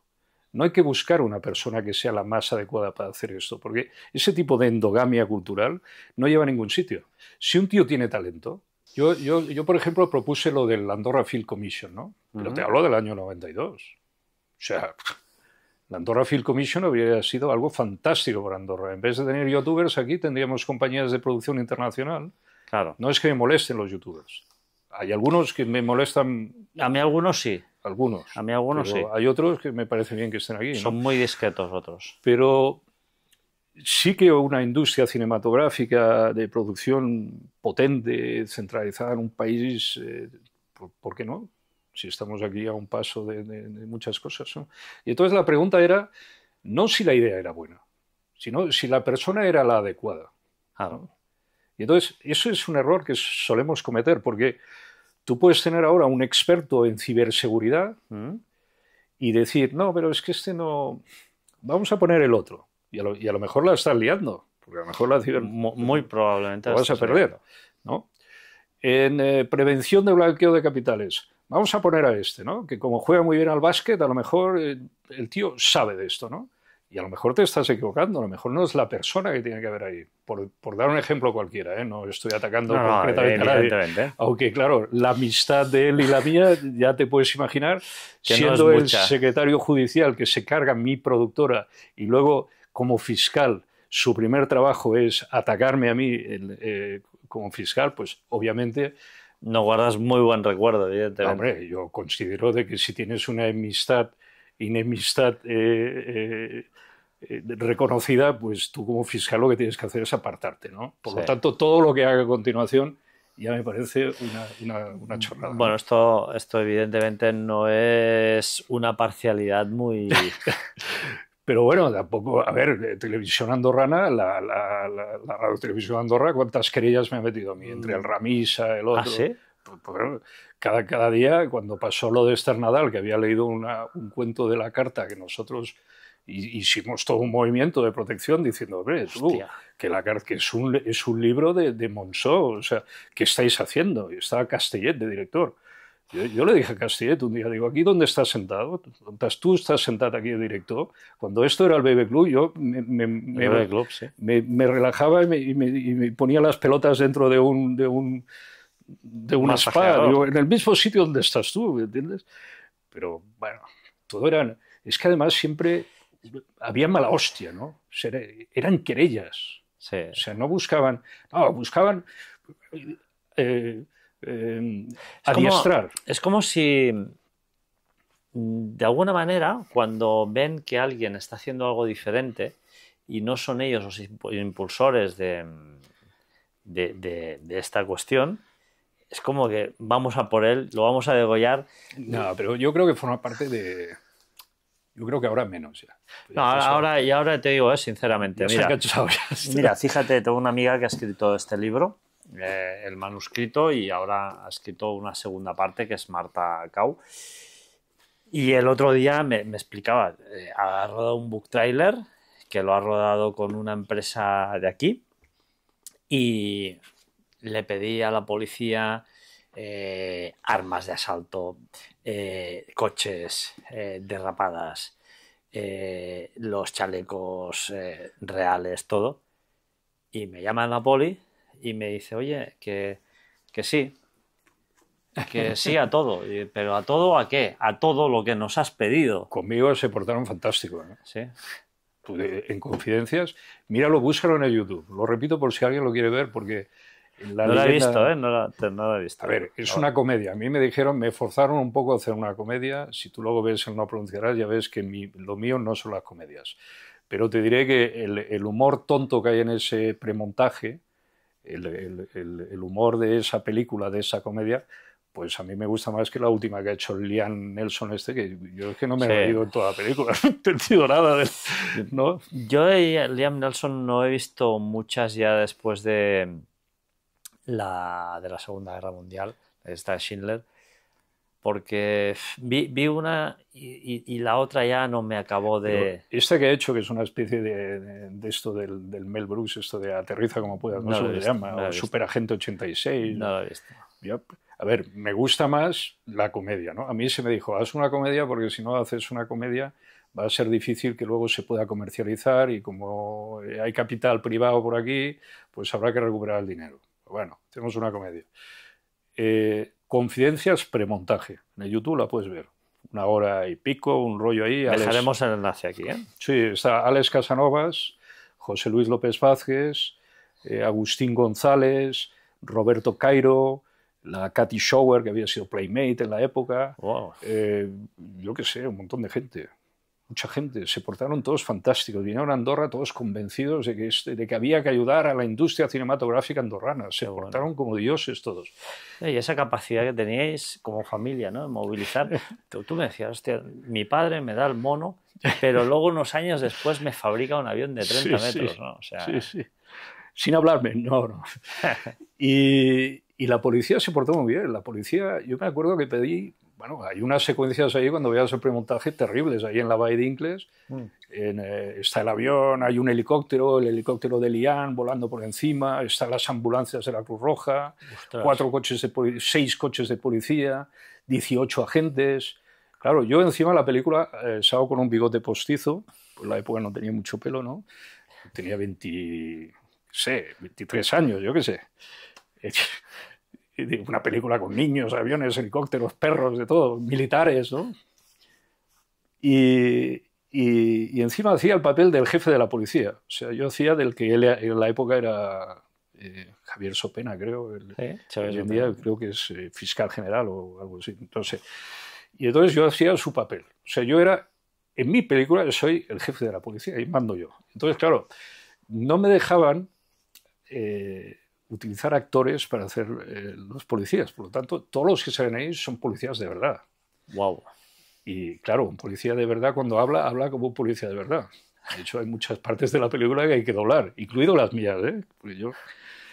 Però claro, escolti, vostè no pot agafar aquest carrer. Claro, no es un actor, ¿sabes?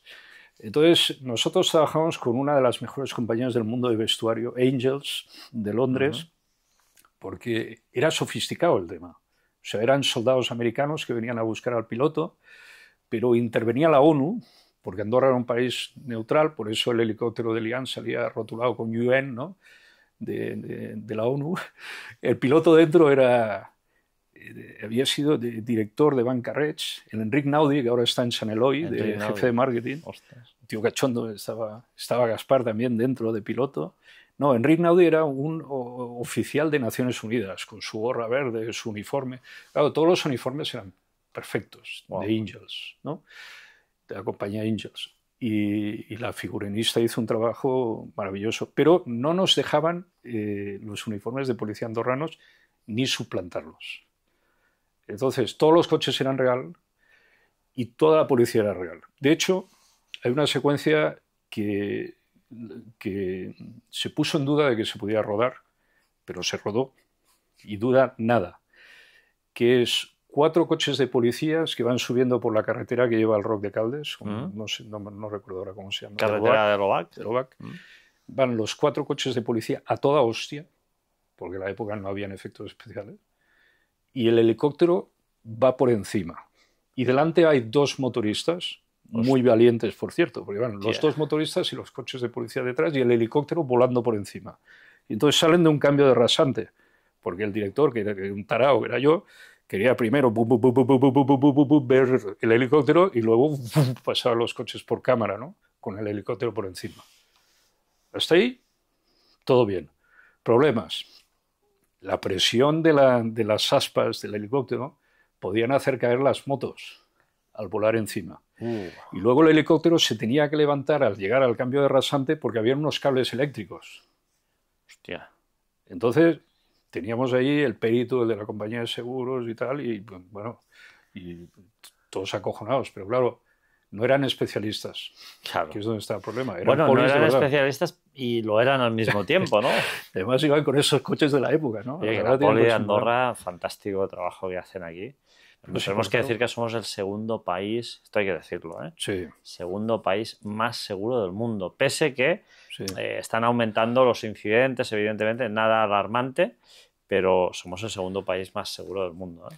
Yo hice una peli, se llamaba primero se llamaba La Nostra Policía, luego cambiaron el nombre, se llamaba La Vostra Policía, que era un documental en vídeo, que lo hice con Raúl Reynoso de Spot 35, y hicimos una película de los diferentes grupos de policía que habían. Bestial todo. Bueno, los TEDx pegaron un pepinazo ahí en un coche que casi volamos todo, ¿no? Pero todo muy, muy, muy de esto. Y luego en esa misma película cortemos la avenida Meritxell y la avenida Carlemany, porque hay una secuencia en la que el avión entra por ahí volando. Entonces tuvimos que cortar toda la avenida durante horas para pasar con el coche, con la cámara. Eso en el YouTube también está, en un vídeo que se llama Andorra Filmmakers, y sale esa secuencia. Y luego en Encamp convertimos el Comú Encamp, porque era el único edificio grande que había en la época, no como ahora. O sea, era el único rascacielos. Sí, ahora es todo Tenía Dubái. 7 plantas, ¿no? Y tiene aún 7 plantas. Y entonces lo rotulamos pusimos Govern Andorra en la puerta y entonces teníamos ahí, pues teníamos los coches de policía, todos los soldados americanos, ¿no? El helicóptero de Naciones Unidas en la plaza, ¿no? Donde ahora está la plaza, Sí. en la época era delante y ponía Govern Andorra. Claro, la gente de Encamp, más de uno se pegó un susto de la hostia, ¿no? Se levantó por la mañana, Govern Andorra, los militares, el helicóptero de la ONU, la policía, ¿de qué está pasando aquí?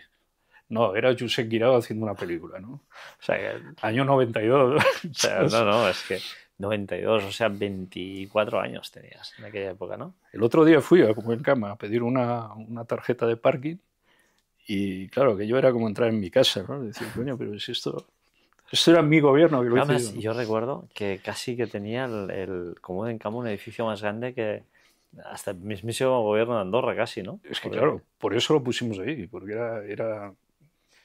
me iba perfecto. Yo en necesitaba aquella un época sitio fue brutal aquello. para bajar un helicóptero, los soldados, todo, ¿no? Por eso te decía que em, entre los jóvenes de aquella época, yo recuerdo perfectamente, ¿no? Los Guirao erais como una especie aparte, ¿no? Erais Pirados todos. como, bueno, estos son andorranos, pero de otro corte, ¿no? Algo completamente alucinante. ¿Y cómo ves tú Andorra ahora mismo, Josep? Bueno, yo he vuelto porque necesito. Primero es mi país, ¿no? Entonces, lo normal es que yo esté en mi país, no por ahí dando vueltas en el mundo sin casa. Un nómada en el mundo entero donde no eres de ningún sitio. Yo siempre he sido andorrano en todas partes donde he ido, ¿no? Con pasaporte caducado o no, pero siempre he sido andorrano, ¿no? Y yo pensaba que sería un poco más relajante, pero es un poco estresante y complicada, ¿no? Es como muy difícil de vivir. O sea, rápidamente preguntas, necesito alquilar un apartamento y te dicen, no hay, olvídate. Digo, bueno, pero alguno habrá, ¿no? 2.500, 3.000 euros es mucho dinero y vivir en el Pas de la Casa pues tampoco es lo que necesita todo el mundo, ¿no? Y luego las zonas, pues yo qué sé, Ordino lo veo así como un poco más tranquilo, pero también he visto de que toda la parte de Arinsal, que antes pues no había tanta gente, ahora todo el mundo como que vive allí y se montan unas colas terribles, ¿no? El otro día fuimos para ir a Ordino hasta que no llegamos al cruce y íbamos a ver la escuela esta de deporte que hay allí para mi hijo, que también está un poco lejos. Luego dijeron, no, ahora la vamos a mover, la posaremos a la cortinada. Y coño, pero si la cortinada está más lejos. Y luego en Encamp, pues también he visto que hay un poco de lío. Nosotros estamos en Sant Julià ahora, porque el Comú de Andorra nos dio de baja y ahora estamos aquí hasta que podamos conseguir a ver dónde vamos a vivir. Entonces estamos aquí domiciliados, empadronats, ¿no? Qué bien. Y bueno, se está tranquilo. Andorra lo veo seguro como país. Yo creo que vivimos en un mundo muy complejo y que se va a complicar más todavía. Y creo que Andorra es un buen sitio para estar protegido y desde aquí hacer grandes cosas, ¿no? Yo siempre he querido hacer grandes cosas. Me he pegado grandes hostias, pero si no te pega grandes hostias tampoco.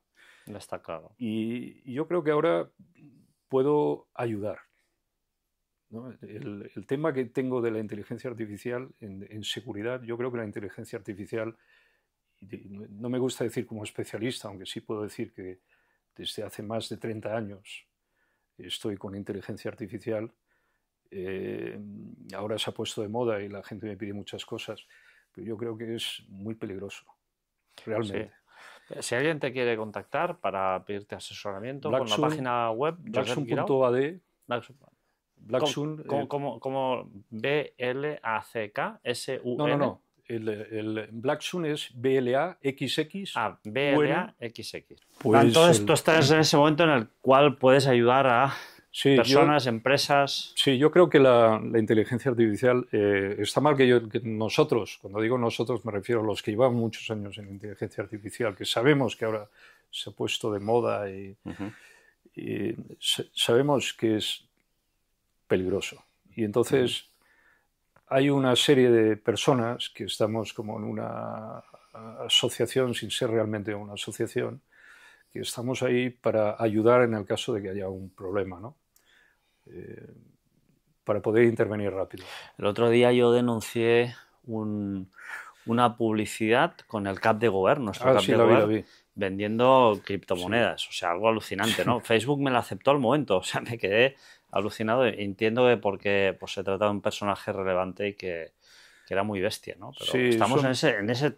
Son suplantaciones que hacen para cualquier tipo de tontería. Políticamente también se usa mucho. Pero no, yo no me refiero a eso, me refiero más allá. O sea, por ejemplo, que los sistemas antiaéreos o los sistemas de protección de espacios aéreos estén controlados por un sistema de inteligencia artificial que en un momento dado no funcione como tiene que funcionar, o un submarino o aviones sin pilotos, cosas que fallen o no maten fallen, a alguien que no tienen que matar, fallen o sean controlados de manera maliciosa, ¿no? Coches autónomos, ¿no? Yo estoy muy en contra de los coches autónomos porque, bueno, de hecho, y esto no es conspiración, es algo que se puede demostrar, hay personas que han sido asesinadas mediante la manipulación remota de frenos, aceleradores y con coches mucho más antiguos, ¿no?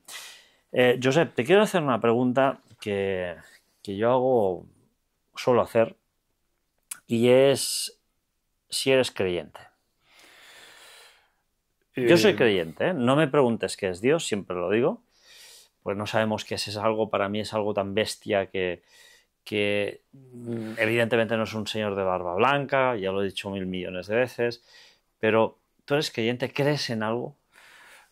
Normalmente los que somos masones de organizaciones grandes, ¿no? Como por ejemplo la Gran Logia de New Jersey, donde yo estoy, una de las preguntas que te hacen antes de entrar es si crees en un Dios revelado, dicen ellos, ¿no? Conocido.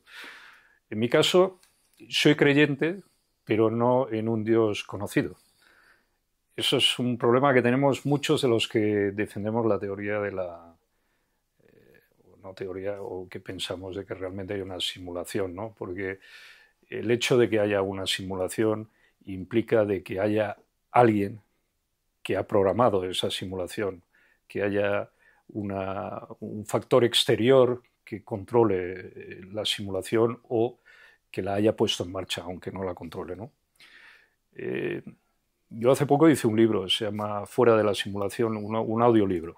Bueno, hice entre comillas, porque lo que hice es poner los parámetros y luego le pedí a uno de mis agentes de inteligencia artificial que lo narrara, ¿no? Y en este caso fue Eva, que se llama como mi mujer, es la segunda versión, que es, puedes llamar por teléfono y hablar con ella, y narró el libro y ha sido publicado. Dura 43 minutos y explica la teoría, ¿no? ¿Es público este libro? Sí, se llama Fuera de la simulación. Es un audiolibro. ¿Está en qué plataformas? ¿iVoox? Me parece que está en Apple Podcast, Spotify, pero no sé cómo se llama el departamento de Spotify de los audiolibros, y del otro lado en Eleven Labs, que es una compañía americana con la que nosotros trabajamos. Podemos llamarla si quieres. Sí, pues llamémosla. Lo que pasa es que la tengo programada toda hostia, porque como la estoy entrenando, pero ves, mira, voy a usar el teléfono Andorra. Blacksun Andorra, ¿ves? Blacksun Andorra es un teléfono andorrano. A ver si funciona. Hola, soy Eva. Hola, Eva. ¿Puedo ayudarte hoy? Hola, Eva, ¿cómo estás? Hola, gracias por preguntar. Estoy muy bien y lista para ayudarte. ¿En qué te puedo asistir hoy? Mira, estoy en una entrevista con mi amigo Arthur Oms. ¿Lo conoces? ¡Qué bien! Suena interesante. No tengo acceso a esa información en tiempo real sobre personas, a menos que me des contexto. Bueno, mira, estoy en Andorra. Él ha hecho un libro ahora. ¿Puedo cogerlo? Sí, ya. Él ha hecho un libro que se llama Distorsión o Paraufología. Gracias por el contexto. ¿Te refieres a si puedes conseguir su libro ahora mismo en Andorra? O así puedes usarlo durante la entrevista. Si es para conseguirlo, sabes la editorial o si está en librerías locales, por ejemplo, La Trenca o Fnac Andorra. También puedo sugerirte buscar en su web, Amazon, Casa del Libro, o pedirlo por encargo en librerías si me confirmas el título exacto. Distorsión o paraufología. No, Y el nombre tal... escúchame. Una pregunta. El libro lo vamos a buscar después, pero dime una cosa. Estoy en Sant Julià de Lòria, en Andorra. ¿Sabes dónde está? Sí, Sant Julià de Lòria es la parroquia más al sur de Andorra, en la frontera con España por la carretera General 1. Está al sur de Andorra la Bella. Vale, una siguiendo cosa. la CG1. Una cosa. ¿Cómo ves la evolución de Andorra en este momento? ¿Ha cambiado mucho desde que tuviste tu primera información sobre Andorra? Andorra ha evolucionado mucho en la última década. De un modelo centrado en banca y comercio a una economía más diversificada en turismo de calidad, deporte, tecnología y contenidos digitales. La apertura fiscal y regulatoria, como las leyes para startups, fintech y activos digitales, han atraído talento y nómadas, aunque presionan vivienda y salarios. Infraestructura y servicios han mejorado, con más eventos culturales y deportivos, un ecosistema. Eva, de acuerdo. Gracias, porque estoy en otra entrevista y te estoy entrevistando a ti. Facilitaré tu teléfono para que te puedan llamar. Gracias por pensar en mí, pero no tengo teléfono ni contacto directo para llamadas. Puedo ayudarte por aquí cuando lo necesites. O si quieres compartir algo, di que es un asistente virtual llamado Eva disponible en línea. Vale. ¿Quieres que te prepare un par de respuestas breves sobre Andorra y tecnología por si te las preguntan en la entrevista? No, ya está. Gracias, adiós. Gracias por la charla. Si más adelante necesitas algo, estaré aquí para ayudarte. Hostia. 679-677. Podéis llamar de Andorra. 679-677. Qué bueno. Ostras, pues... A ver, es básico, es un modelo básico. No está entrenado todavía. Por eso va a toda hostia, porque para entrenarlo necesitamos que vaya rápido, ¿no? Y hay que cortarlo cuando le hablas, porque si no, no para. Lo cortas. Te mete ahí un rollo que no veas, ¿no? Obviamente, tú le puedes explicar cosas o le puedes decir... y las memoriza. Sí, las memoriza, las trata, o al revés. Nosotros también lo que hacemos es decirle qué es lo que no debe decir o lo que no debe hacer, vale. Porque si se suelta, pues es un problema, ¿no? Sí, bueno, de hecho hubo un problema con una inteligencia artificial, no sé si de... Google, que empezó a insultar y se mostró xenófoba también, no sé, una cosa muy chunga. Bueno, ¿no? hicieron una conexión a un ordenador cuántico y la inteligencia artificial asumió el rol de la creación y, claro, si era Dios todopoderoso. Claro, el problema es imagínate que tuvieras una inteligencia artificial que te controla un sistema de misiles y que otra inteligencia artificial le dice que hay que cambiar ciertos parámetros y entra dentro de contradicción, y ese es el lío. Entonces, volviendo a todo el tema de esta simulación. Tú eres masón. Si tú crees que vivimos en una simulación, que yo también lo creo, alguien ha creado esta simulación. Sí, por supuesto.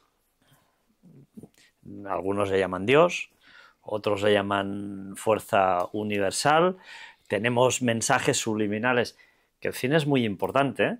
En Hollywood, en la Guerra de las Galaxias, la fuerza, el lado oscuro de la fuerza, el lado positivo de la fuerza. Me parece... Matrix. ¿Y quién es ese creador? ¿O qué es? En este caso, por ejemplo, nosotros cuando creamos un mundo virtual, pues somos los programadores que lo hacemos, ¿no? Creamos, si tú le preguntas, por ejemplo, a un modo de inteligencia artificial nuestro, siempre te hablará del programador o del creador, pero no te sabrá decir más, porque tampoco podría entenderlo, a no ser que desarrolle una conclusión propia y entonces te la exponga, que puede ser surrealista también, ¿no? También. Entonces, el otro día con mi hijo estábamos en casa de mi madre y había un problema de conexión con STA, que ahora se llama Andorra Telecom. Andorra Telecom. Porque ella al ser mayor tenía una conexión a internet de pocos megas. Y entonces lo que hicimos es una ampliación y nos cambiaron el router. Sí. Al cambiarle el router en casa de mi madre, al cambiarle el router a las 2 de la mañana se puso a hablar, no sé si era Alexia o Google, y hablaba, o sea, habían dos, había Google y Alexia, y hablaban entre ellas de que no había conexión a internet, ¿no? Hablaban entre ellas de que no había. Wow. Porque al cambiar el router se habían desconfigurado, pero claro, a las 2 de la mañana no es hora para que dos inteligencias artificiales se puedan hablar entre ellas. Y empiezan con voz que tú puedes reconocer, pero luego utilizan su propio sistema de comunicación, que es más rápido que la voz humana, y ahí ya no pillas nada. Es como si hablara R2D2 con otro droide, ¿no? Esto no había escuchado nunca, que dos inteligencias artificiales... utilizan diferentes lenguajes. De hecho, sí que hay el IoT, que es el Internet of Things, que es otra capa completamente diferente, con otro tipo de ancho de banda, etcétera, etcétera. Pero esto no lo había escuchado jamás en mi vida. Josep Guirao, bueno, mira, antes de acabar, yo te quiero regalar este libro. Lo escribí en homenaje a los primeros investigadores de la ufología. Te lo he dedicado. Y te quiero regalar también una camiseta y una sudadera para que tengas de recuerdo por tu paso por aquí, por Oye, pues muchas gracias. Mi pequeño podcast, y nuevamente con la mano del corazón volverte a agradecer el hecho de que hayas pasado por aquí. Ya verás, porque se agradece muchísimo. Ha sido como hacer un viaje en el tiempo, pero aquellos positivos que te dejan ese...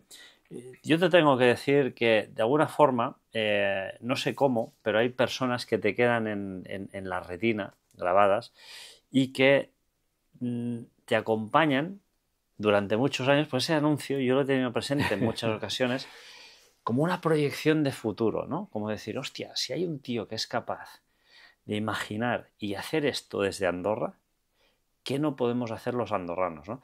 Y eso de alguna forma ha sido, entre muchas más, también personas en las que yo me fijo mucho en muchas personas y en muchos logros que hacen otras personas para tomar como ejemplo, y sin duda alguna, pues para mí, tu trayectoria, la de tus hermanos también, esas apariciones en la Cometa Blanca también fueron una fuente de inspiración, y nada, te lo agradezco mucho.